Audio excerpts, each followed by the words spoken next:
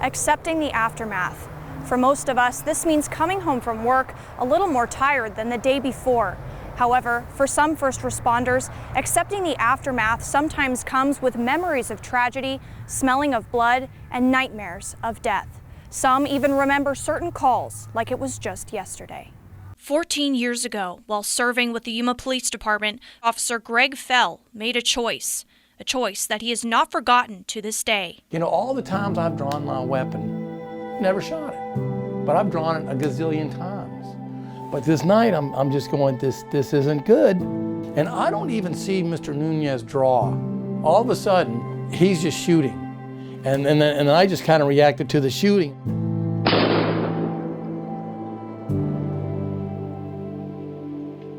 And still to this day, I remember, I'm assuming it was my shell, in slow motion, like those war pictures, I remember my shell.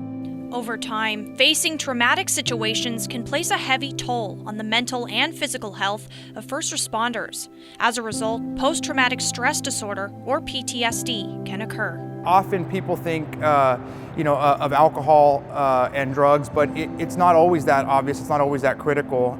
Irritability, change in behavior, things that once interest our guys no longer, interest them. According to the Substance Abuse and Mental Health Services Administration, it is estimated that 30% of first responders develop behavioral health conditions like PTSD.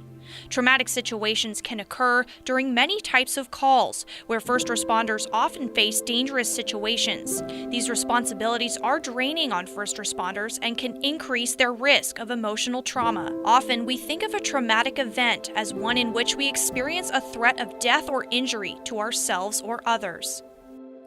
Again, I go back to my shooting. After that, the next weeks and months to follow, you were just very hesitant, and you were very suspicious of people, and you felt, man, anybody could be armed and they're going to try to shoot me. Repetitive, smaller stressors can be damaging to first responders as well. 69% of EMS professionals don't have enough time to recover between traumatic events. Over the last couple of years, we've learned that it's not just the big calls, it's not just major incidences, drownings and things like that, but rather the cumulative effect of just day in, day out stressors. Our guys run a lot of calls, and we're often expecting ambulances to run from the hospital to the next call, back to the hospital to the next call, without eating because we're busy. And that stress, just the small stress of not getting a meal that day, adds to it. Imagine you're a firefighter responding to a traffic collision. You arrive on scene only to find a car was overturned and a 6-year-old child is trapped in the back seat. He reminds you of your child at home, asleep in their bed. You tell him it'll be okay, but deep down, you know he doesn't have much time left. So what then does a first responder do to deal with these traumatic events that they see every day? An obvious answer may be to have them seek the help of their peers or a professional. However, seeking help requires acknowledging the problem, which often does not come easy to some firefighters, EMTs, police, and paramedics. This was a topic that wasn't talked about. We spent almost no time discussing mental health. In fact, in a lot of ways, it was frowned upon to discuss, that you were affected by a call. There was a lot of macho tendencies in the fire service. We were big, strong guys.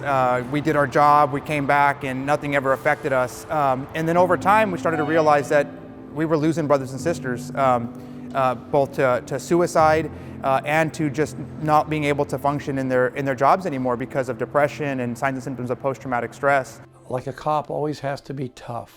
A cop can never cry. I just believe we should all just be normal and whether the uniform's on us or not. First responders generally are pressured to operate in and uphold a culture that project an image of invincibility.